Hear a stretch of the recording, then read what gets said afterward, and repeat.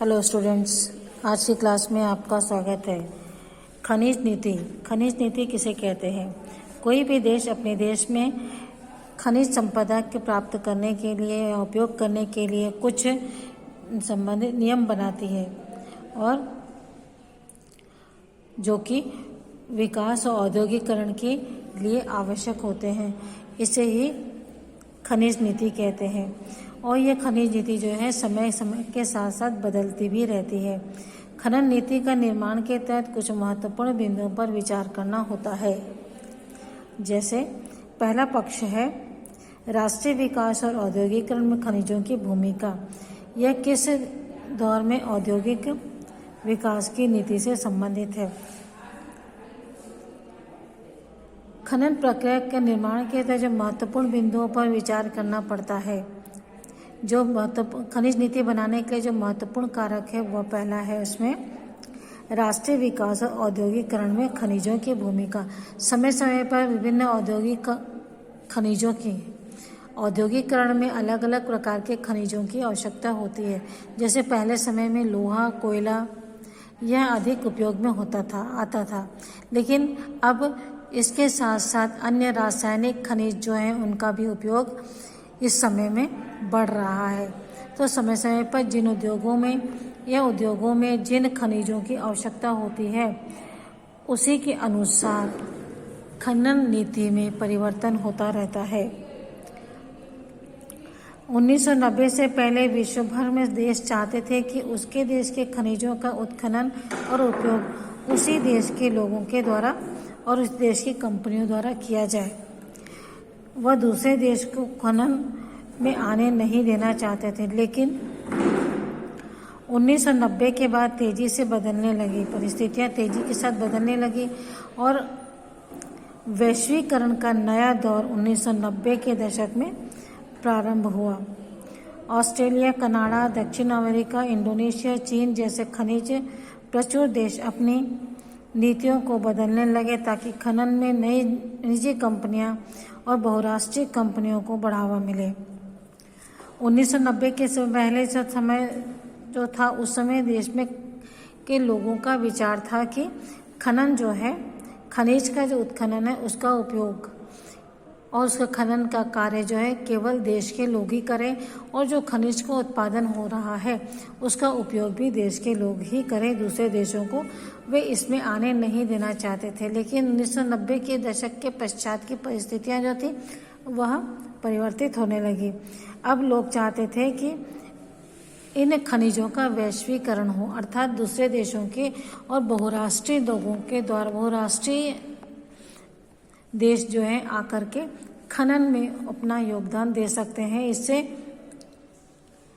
और निजी कंपनियां भी इसमें अपनी हिस्सेदारी बढ़ा सकती हैं। इस समय लोगों में विभिन्न देशों के लोगों ने ऑस्ट्रेलिया, कनाडा, दक्षिण अफ्रीका, इंडोनेशिया, चीन ऐसे देश जिनमें खनिजों की अत्यधिक मात्रा पाई जाती है, उन्होंने दूसरे देशों के लोगों को भी अपने देश में कंपनियां लगाने के लिए और खनन कार्य के लिए आमंत्रित किया। इससे क्या होगा? नई टेक्नोलॉजी और पूंजी लेकर वे आएंगे और औद्योगिक उत्पादन में बढ़ती मांग के लिए खनिज संपदा का दोहन करेंगे। इससे क्या होगा? दूसरे देशों की जो टेक्नोलॉजी है और पूंजी है, धन है, वह भी दूसरे देशों में जाकर के उपयोग होगा और इससे अधिक से अधिक खनन होगा और इसका उपयोग किया जा सकेगा।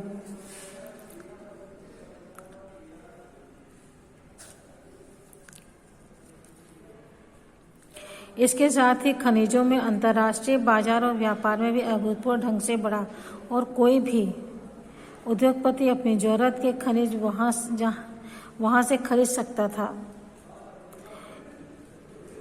वैश्वीकरण के कारण विश्व के विभिन्न देशों में के जो उद्योग थे उनके लिए जिन खनिजों की आवश्यकता थी, अब वे अपनी आवश्यकता के अनुसार विदेशों से वही मंगवा सकते थे। इससे अंतर्राष्ट्रीय बाजार में भी अभूतपूर्व बढ़ोतरी हुई, जिससे कोई भी व्यक्ति अपनी आवश्यकता का खनिज जो है दूसरे देश से मंगा सकता था। और वर्तमान में सरकारें अपने आप को खनिज कार्य तथा खनिज भंडार खोज से हटा रही है और उसी तरह निजी कंपनियों को दे रही है। अब सरकारें मुख्य रूप से 3 कार्य करती हैं। पहला, खनिज संपदा के बारे में वैज्ञानिक जानकारी एकत्र करना और बांटना।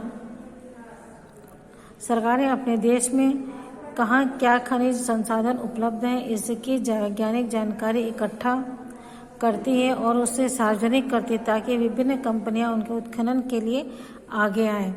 दूसरा है खनन उद्योग का विनियमित एवं रेगुलेट होना। सरकार का दायित्व है कि खनन कायदे कानून के तहत खनन उद्योग में और पर्यावरण व मजदूरों की सुरक्षा को अनदेखा न किया जाए।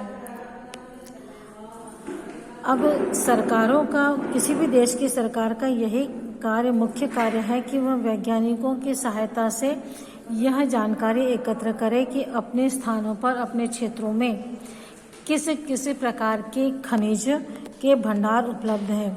इसकी जानकारी एकत्रित करती है और उसे सार्वजनिक करती है, अर्थात निवेश के लिए कंपनियों को इसमें आमंत्रित करती है ताकि जो भी कंपनी यदि चाहे वह उसमें आकर के खनन कार्य के लिए आ सकती है। वैज्ञानिक जानकारी हासिल करती है ताकि विभिन्न कंपनियां उसके उत्खनन के लिए आगे आएं।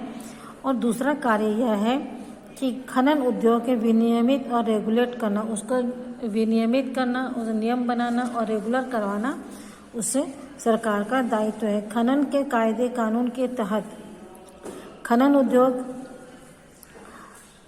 में विनियमित और रेगुलेट हो। सरकार का दायित्व है कि खनन कायदे कानून के तहत हो और पर्यावरण और मजदूरों की सुरक्षा को भी अनदेखा न किया जाए।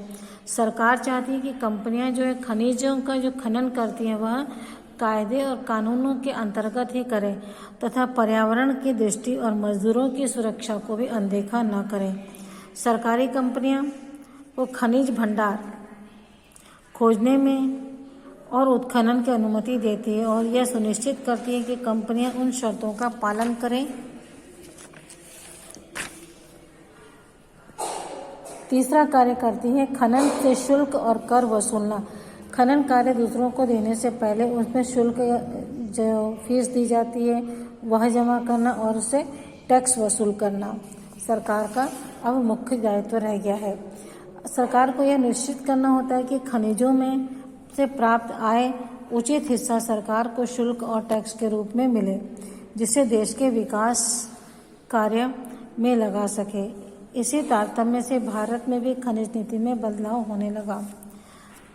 सरकार का काम है, 3 काम था। क्या था? पहले खनिजों का ढूंढना वैज्ञानिक की सहायता से। दूसरा है उसे सार्वजनिक करना ताकि विदेशी कंपनियां या अन्य कंपनियां आकर के उसमें खनन कार्य कर सके। और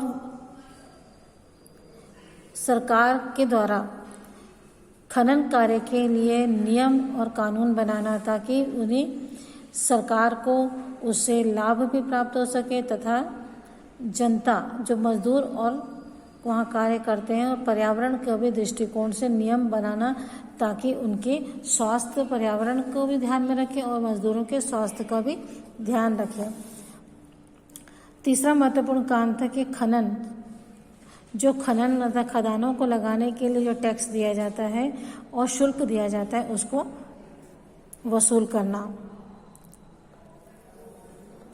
सरकार यह भी निश्चित करती है कि जो खनन कार्य किया जा रहा है उसके आधार पर शुल्क और कर प्राप्त किया जा सके। भारत ने भी इसी उद्देश्य से 1993 में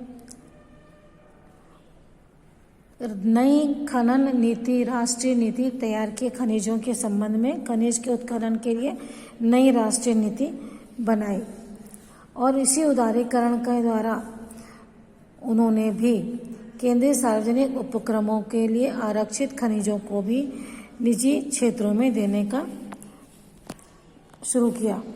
सरकार का कहना है कि उनके पास इतनी पूंजी नहीं है कि वह पर्याप्त मात्रा में निवेश कर पाए और न ही उनके पास इस काम के लिए उचित तकनीकी विशेषज्ञता है, न उनके पास अच्छी टेक्नोलॉजी है कि खनन कार्य के लिए वह प्रयुक्त करें और न ही इतना धन है। इस कारण वह निजी कंपनियों को देना चाहती है। यही वजह है कि भारत में भी सरकार ने भी निजी कंपनियों और विदेशी कंपनियों को खनन कार्य के लिए आमंत्रित किया और 1994, 99 और 2008 में खनिज कानूनों में संशोधन किए ताकि निजी निवेशक और विदेशी कंपनियां आसानी से इनमें खनन उद्योग में निवेश कर सकें। लेकिन पिछले 20 वर्षों में निजीकरण के कई प्रभाव पिछले 20 सालों में देखने को मिल रहा है, जो कि चिंताजनक है। क्यों? क्योंकि भारत में सकल घरेलू उत्पाद का खनन का हिस्सा 2000 में 3% था, जबकि 2014 में यह घट करके 2.3% रह गया है। 14 और इस प्रकार रोजगार जिन लोगों को मिला वो स्थिर ही था। कारण क्या था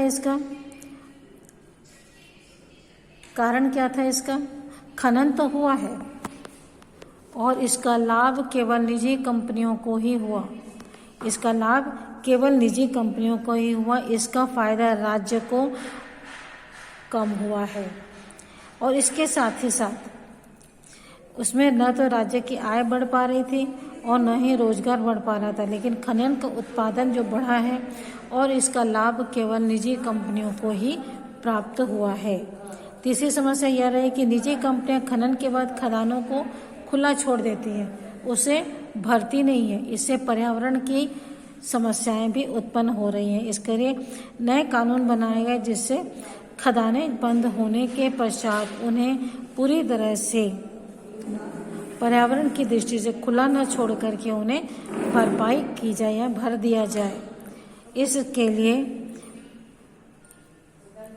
कुछ नियम बनाए गए हैं, लेकिन प्राइवेट सेक्टर के जो कंपनियां हैं वे इन सब कार्यों के लिए जिम्मेदार नहीं है। वे तो केवल अपना मुनाफा देखती हैं। निजी कंपनियां जो केवल मुनाफा देखती हैं, कमाने में रुचि रखती हैं, वह पर्यावरण के लिए पैसा खर्च क्यों करेंगी? इसलिए वे खदानों को खुला छोड़ देती हैं, जो कि पर्यावरण की दृष्टि से हानिकारक है। भारत में खनिज उन्हीं इलाकों में पाए जाते हैं जहां जंगल अधिक है, जहां से नदियां निकलती हैं और जहां अधिकांशतः हमारे जनजातीय समूह रहते हैं।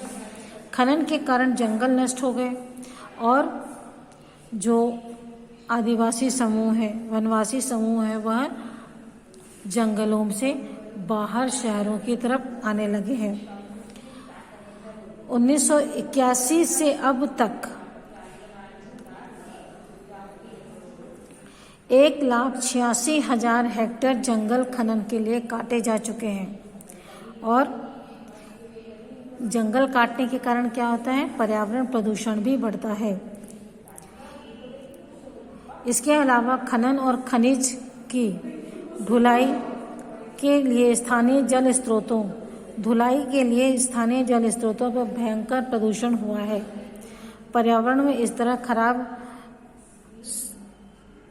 होने से वहां रहने वाले लोगों की आजीविका भी खतरे में पड़ गई है। कानून के अनुसार वहां रहने वाले जनजातीय समुदाय की सहमति के से ही खनन कार्य किया जाना चाहिए।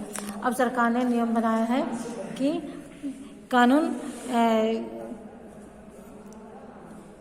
कि जो वहाँ वनवासी समूह रह रहा है उनकी अनुमति से ही खनन कार्य होना चाहिए, जिसके कारण समुदाय और संसाधन युक्त होने वाले सभी सुविधाओं से वंचित रह जाते हैं।